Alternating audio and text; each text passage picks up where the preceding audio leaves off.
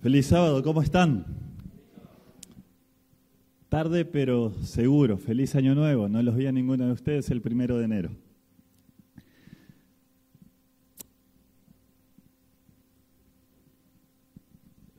Si yo te digo que vamos a hablar de lo que acabamos de cantar, de la segunda venida, seguramente tu mente ya se dirige a Mateo 24, las señales del tiempo del fin, cómo vendrá Jesús, de qué forma vendrá y qué es lo que va a suceder cuando Jesús venga, Mateo 25. Seguramente tu mente va al paralelo de Mateo, que es en Lucas capítulo 21, que de alguna manera cuentan cosas similares. Si te digo que hablamos de la venida de Jesús, seguramente vas mentalmente o buscando en la Biblia a lo que dice 1 Corintios 15, los muertos resucitarán, lo que dice 1 Tesalonicenses 4, 13 al 18. Y los que hayamos quedado, juntamente con ellos seremos arrebatados en las nubes de los cielos. Seguramente tu mente va a Apocalipsis 1:7, todo ojo lo verá. Y seguramente tu mente también va a Tito 2:13, aguardando la feliz, alegre, dichosa, bienaventurada esperanza de nuestro gran Dios y Salvador Jesucristo. Y todos estos textos están buenos porque si bien nos muestran que sabemos y conocemos las referencias para el tema que estamos estudiando hoy, todos estos textos, si habrán notado, están en el Nuevo Testamento. Pero como el Nuevo Testamento tiene su base en el Antiguo, yo quiero invitarte hoy a que veamos que en el Antiguo Testamento quienes vivían en aquel tiempo, el pueblo de Dios, creía lo mismo que nosotros. Dice Génesis capítulo 3, versículo 5, enemistad pondré entre ¿quién? Entre ti y la mujer, entre tu simiente y la descendencia, entre tu simiente y la simiente de ella. Tú le morderás el talón y ella te aplastará en la cabeza. Vemos de alguna manera el Evangelio desde el principio. Vemos el Evangelio, la terminología es el protoevangelio, el Evangelio en el principio y proyectado hacia más adelante. La descendencia, dice Pablo, de esa mujer que es la iglesia, es Cristo Jesús. Vemos Génesis capítulo 22, como el Cordero provisto por Dios, ajeno a la situación del monte Moria, es ofrecido en lugar para que el Hijo y el Padre siempre estén juntos, para que vos y yo, que somos hijos del Padre, podamos estar con el Padre, porque el Hijo de Dios, el Hijo del Padre, el Cordero de Dios que quita el pecado del mundo, murió en nuestro lugar. Levítico 16 nos dice cómo Dios terminará con el problema del pecado. Levítico 16 nos habla y nos dice cómo Dios solucionará y terminará con el pecado, los pecadores que no se hayan arrepentido y con Satanás. Y si vamos a lo largo del Antiguo Testamento, vamos viendo que lo mismo que nosotros creemos es lo que ellos también creían. Si tenés tu Biblia, te invito a que busques el libro de los Salmos.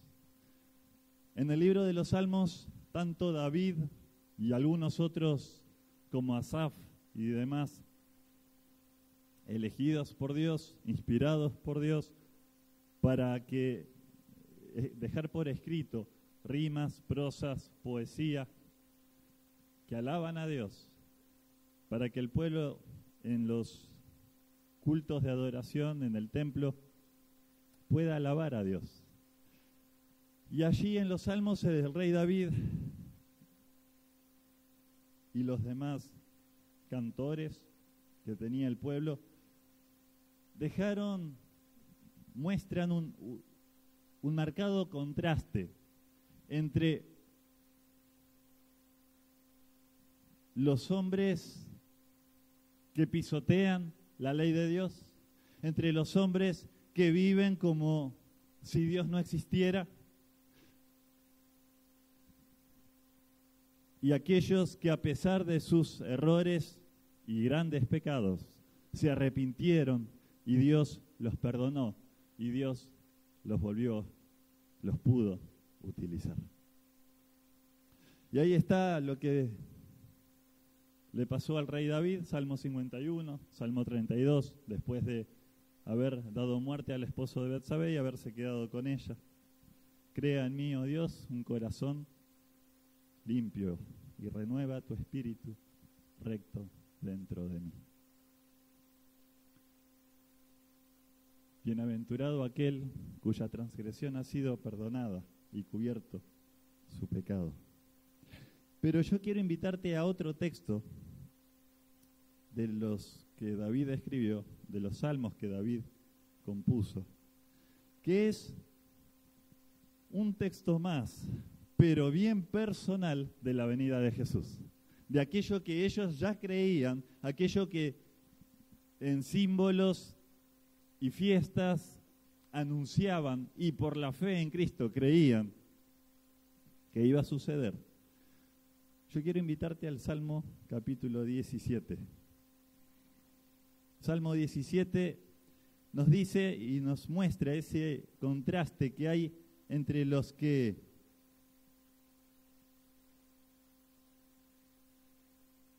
dejan a Dios y aquellos que, a pesar quizá de ser la minoría,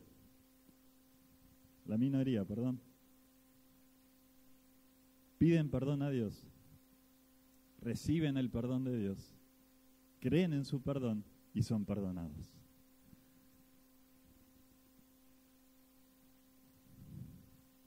Dice el versículo 14 del Salmo 17, de los hombres, viene hablando, pidiendo protección en el Salmo 17, Señor, cuídame, protégeme, ayúdame de mis enemigos, líbrame de ellos, ¿sí? Levántate y encáralos, enfréntalos. Y en el versículo 14 dice, de los hombres con tu mano, oh Jehová, de los hombres mundanos cuya porción la tienen en esta vida y cuyo vientre está lleno de tu tesoro, sacian a sus hijos y aún sobra para sus pequeñuelos. Dice el rey David que aquellos que prosperan ilegalmente de alguna manera, aquellos que se encargan de pisotear la ley de Dios, aquellos que se encargan de vivir lejos de Dice que prosperan en este mundo, dice que su herencia la tienen acá, dice que dice que no van a poder prosperar en ningún otro lado, solo lo tienen acá. Y desde el Salmo 1, que habla del hombre justo que en su ley, en su boca está la ley de Dios y es su delicia y medita en ella de día y de noche, hasta el 150, que dice que todo el mundo alabe a Dios. Todos los salmos apuntan a esto, muestran, hay dos grupos en este mundo, hay dos grupos que van a tener que tomar su decisión. Bueno, todos sí van a terminar estando en dos grupos. Aquellos que se juegan por Cristo y a pesar de eso, su vida corre peligro, su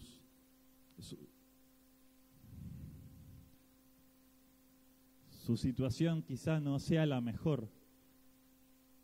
Quizá pareciera que no siempre la vida le sonríe, pero perseveran, continúan y por la fe en Cristo llegan o llegaremos.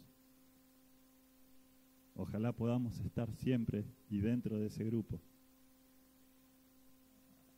a ver a Jesús. Mientras que del otro lado están aquellos que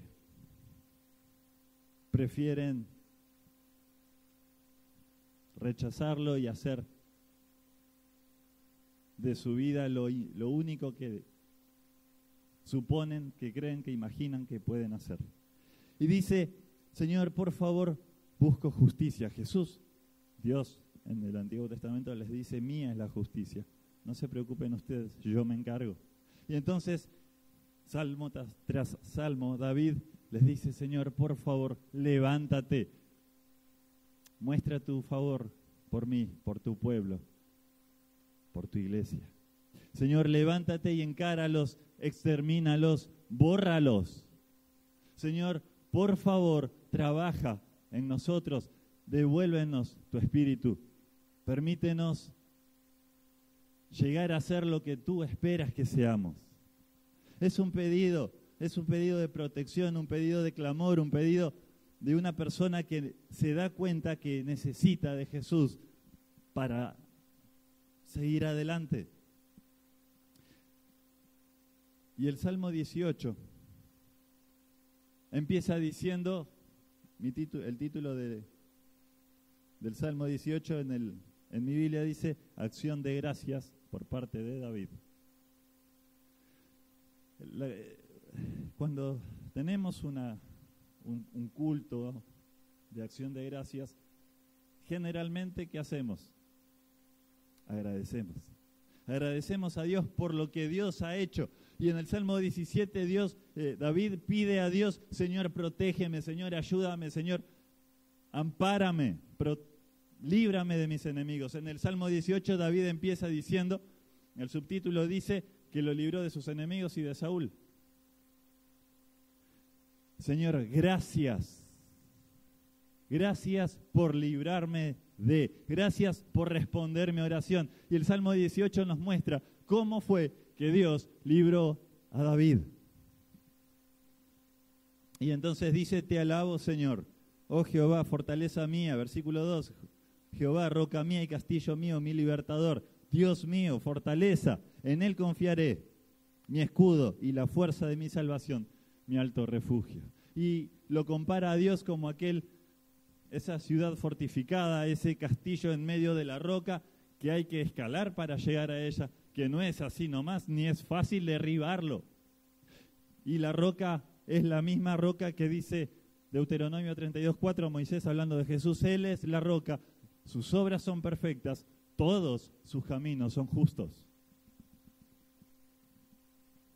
Y entonces dijimos que el Salmo 17 es un pedido, un clamor a Dios.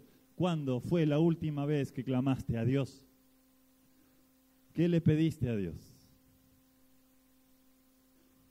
¿Te contestó Dios? Dice Isaías, antes que clamen, responderé yo. Mientras aún hablan, yo habré oído. 65:24. Dice la Biblia que Dios está con aquel que lo busca de verdad. Y puede ser que, como el caso de David, tu vida espiritual, tu vida personal, esté pasando por diferentes momentos, circunstancias, que no tenés salida, que no le encontrás una boca de túnel, no le encontrás un agujero con luz, no le encontrás nada. Ves totalmente todo oscuro.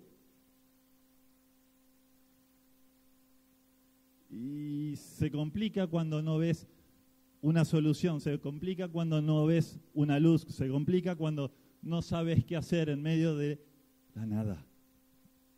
Y puede ser que estemos así, pero la promesa del Señor, de Jesús, es el que persevera hasta el fin. Continúa, avanza, sigue. Llegaste hasta acá, llegaste hasta este sábado, llegaste porque Dios quiso. Y aquí en más, Isaías 48:15, será prosperado su camino. Pero no desistas, no te preocupes porque los otros prosperan y vos pareciera que creer en Cristo no tiene mucho sentido porque pareciera ser que estás solo en este mundo. Bueno, ya lo dijo Jesús, en el mundo tendrán aflicción. Todo, dijo Pablo, el que quiera seguir a Cristo padecerá ¿qué? No te preocupes por cómo están los demás, no te creas el cuento de que aquellos que están bien sí o sí es porque están con Cristo. Que de paso, no estoy diciendo que no prosperemos, que no estemos bien.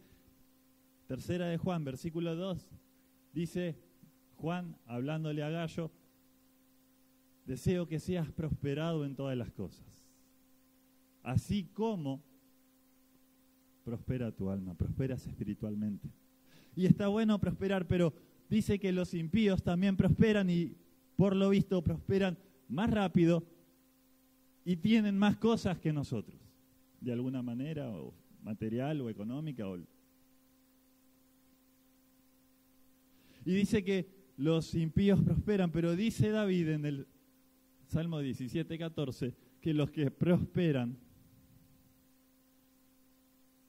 en esta vida. Que los que dejan a Dios y parece que les va mejor que a nosotros, prosperan acá. No tienen dónde ir. A la tumba no se van a llevar nada. En el cielo va a ser un tormento tenerlo a Jesús de frente porque lo rechazaron acá. Lo único que les queda es prosperar en esta vida.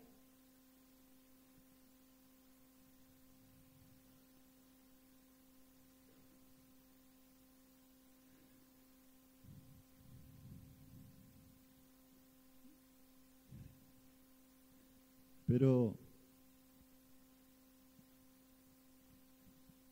el versículo 15 es una promesa que a mí me encanta.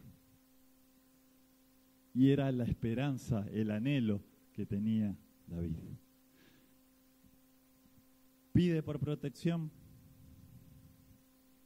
agradece por lo que Dios hizo, Salmo 18. Pide, Señor, por favor, restaura, encárgate de mi causa, aboga, defiéndeme, ayúdame. Porque en esta vida, sin Jesús, estoy perdido. Cuando prosperamos y crecemos y mejoramos y dejamos a Cristo como el centro y lo más importante de nuestra vida, todo lo que hagamos, por más bueno que sea, está mal. Por eso dice Jesús en Mateo 6:33, buscad primero el reino de Dios y su justicia. Y todas estas cosas serán añadidas.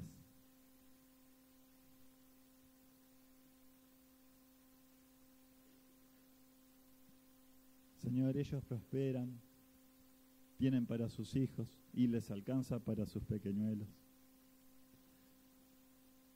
Señor, acá en este mundo la injusticia sobreabunda.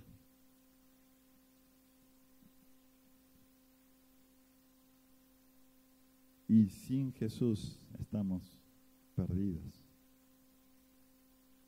Y después dice el rey David, Señor, muchas gracias por haberme ayudado, por haberme respondido, por haber estado conmigo, por haberme librado de mis enemigos. Gracias por restaurar mi causa, mi persona, mi vida, mi relación contigo.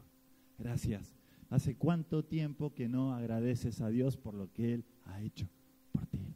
Todo el libro de Salmos, aparte del contraste, los Salmos, en el libro de los Salmos, nos muestran que David agradecía. Pedía, pero agradecía. Y agradecía por anticipado. Y acá agradece también. ¿Por qué? Fíjense el versículo 15. En cuanto a mí, Señor, aunque los demás prosperen, aunque los demás pisoteen tu ley, aunque los demás, lejos de ti, aparenten vivir mejor, aparenten que todo les va bien, Señor, en cuanto a mí, por favor, permíteme lo siguiente: ver tu rostro en justicia.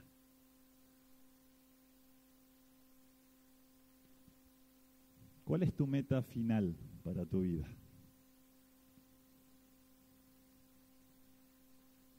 ¿A dónde apuntás cuando te pones a pensar y mirás, haces una introspección a vos mismo? ¿Cómo te ves?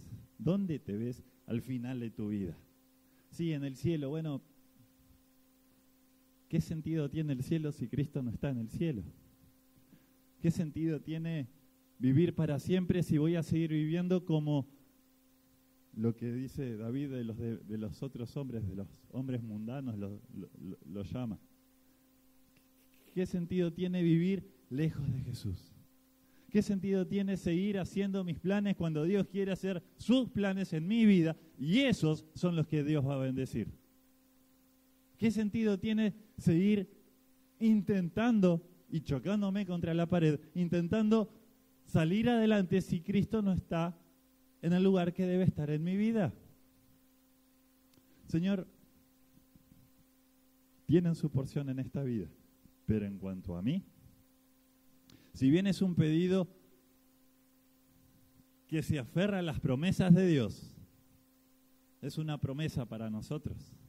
Señor, en cuanto a mí, y un pedido que espero este año podamos tener, quiero tener.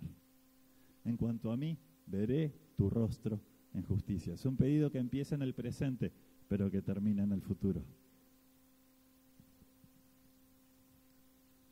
Estaré satisfecho, no cuando yo prospere como los demás, no cuando a mí me vaya mejor que como me va, no cuando yo llegue a fin de mes con todas las cosas al día. Gracias, pero no solamente en eso, no me quedo en un momento. No cuando mis hijos terminen la universidad, no cuando tenga el trabajo que siempre quise, no cuando...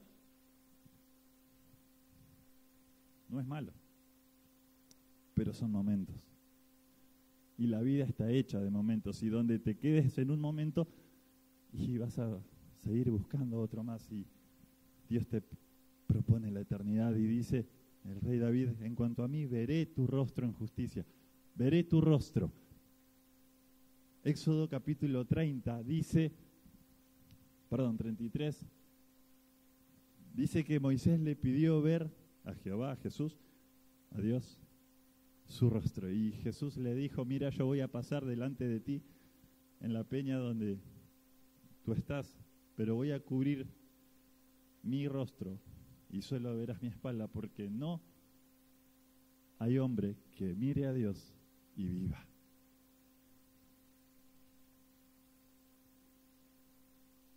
Y después, cuando el que es uno con Dios se hace carne,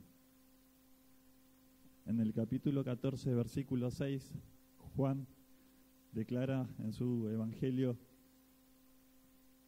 el que me ha visto a mí, ha visto al Padre. Y ahora el rey David dice: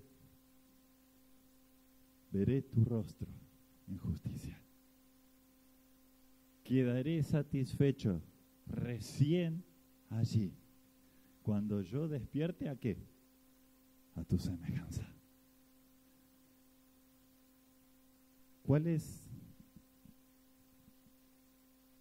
¿Qué es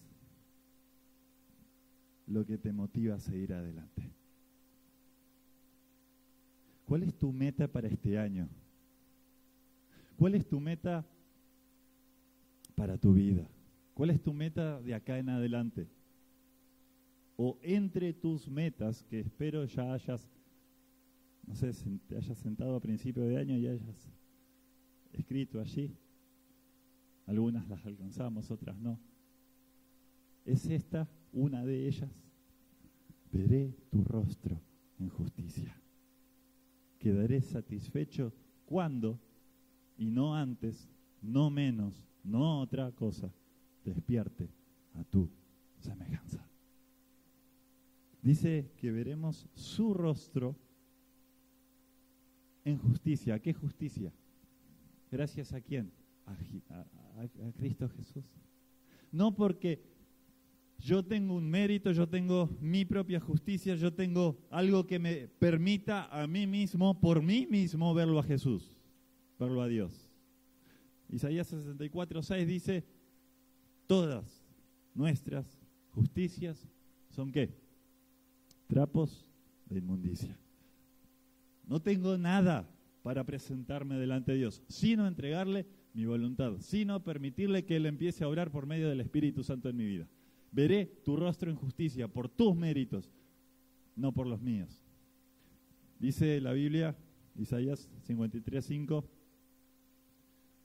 por su llaga fuimos curados. Por lo que Él hizo, no por lo que yo hice. Fuimos curados, fuimos salvos, fuimos sanos. Seremos salvos. Quedaré satisfecho, completo, entero, bendecido en todo lo que puedo ser bendecido, en plenitud, cuando despierte a tu semejanza. Génesis 5:1 dice que Dios, cuando creó al hombre, varón y mujer, los llamó Adán y los hizo a su semejanza. Génesis 1:26 dice, hagamos al hombre a nuestra imagen, conforme a nuestra semejanza. Y dice la Biblia en 2 Corintios 5:17 que el que cree en Cristo, nueva criatura es. Fuimos creados para vivir con Jesús. Fuimos creados para vivir con Dios por la eternidad. Gracias a Cristo y solamente por Jesús seremos transformados, recreados a su semejanza para continuar la eternidad pasada, continuarla con Jesús. Cantamos, sí lo veremos cuando venga en gloria. El rey David promete, anhela, desea ver a Jesús. Gracias a Él por su justicia. Y estar satisfecho cuando despierte a su semejanza. ¿Y vos? ¿Y yo?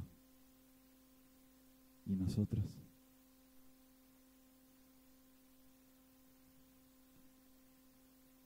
¿Qué meta tenés para este año?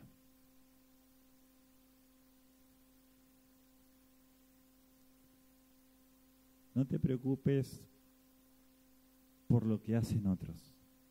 No te preocupes por cómo prosperan los impíos. No te preocupes porque vos, por ser fiel a Cristo y obedecer el sábado, muchos trabajos quedas afuera. Por ser fiel a Cristo y vivir como Él te pide en la Biblia, a pesar de nuestros errores, que pidiendo perdón y recibiendo su perdón, seguimos para adelante. No te preocupes porque a otros les va mejor, porque a otros les alcanza más que a nosotros y llegamos ahí quizá o no, arañando a fin de mes, a fin de año, a fin de cada día, pero en todo aspecto, no solo económico. No te preocupes, pero llegaste. Gracias, Señor, porque me libraste de mis enemigos. Pero, Señor, gracias porque me acompañas día a día. Gracias por estar conmigo cada día. Pero además de estar conmigo cada día, si yo me proyecto permíteme verte, permíteme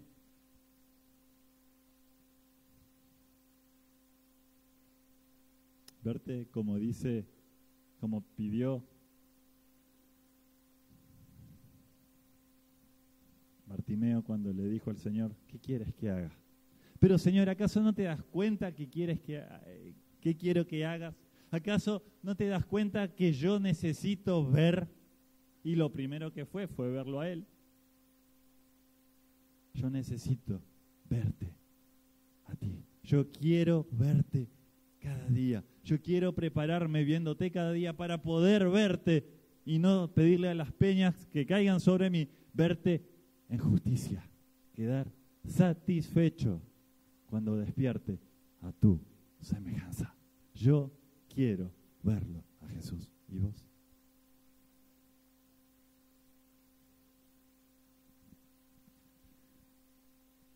Ojalá sea tu anhelo este año 2015, que ya empezó, que ya lo estamos recorriendo. Pero si no anotaste esta meta,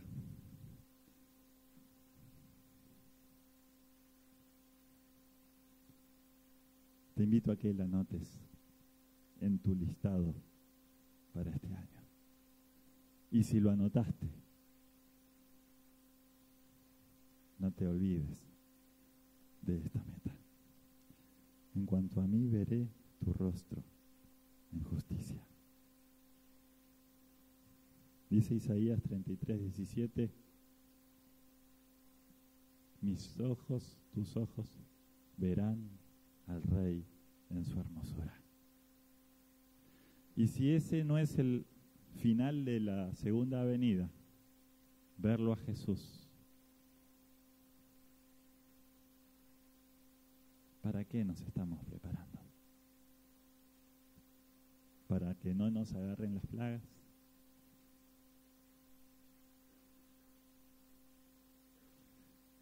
Ojalá sea una realidad muy pronto, cuando Jesús vuelva, quedar satisfechos cuando despertemos